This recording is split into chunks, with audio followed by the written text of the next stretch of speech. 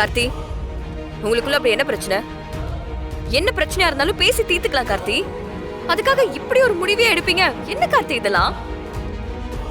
இங்க பாருங்க கார்த்தி, பிருந்தா சின்ன பொண்ணு. அவ ஏதோ இன்செக்யூரிட்டினால உங்ககிட்ட கோவமா பிஹேவ் பண்ணிட்டு இருந்திருக்கா.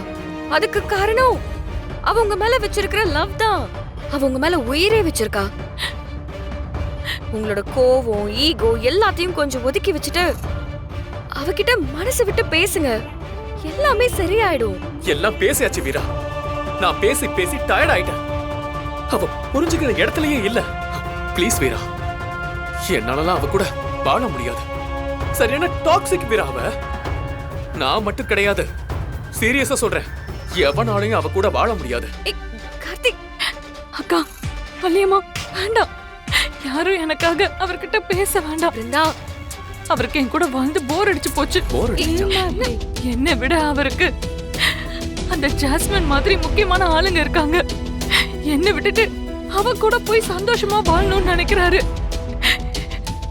அவர் சந்தோஷத்தை நான் கெடுக்க விரும்பல வள்ளியம்மா. ஏய், நீ சும்மா இருமா.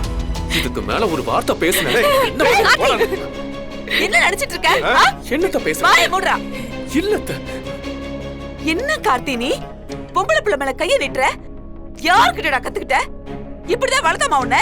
பாருத்த, இப்படிதான் தினம் சந்தேகப்படுற அவ. அவ கூட ஏன் போன, ஏன் சிரிச்ச, அவ கூட ஏன் பேசுற, இதுக்கு என்னால பதில் சொல்ல முடியல. அவன் என்னோட பிஏ. ஏன் அவ கூட நான் பேசக்கூடாதா? போய் சொல்றாரு வள்ளியம்மா. அவ பிஏ மட்டும் இல்ல, அவங்க ரெண்டு பேரும். பிருந்தா, நீ அமைதியா இரு. அவர் சொல்றதுலயும் உண்மை இருக்கலாம்ல.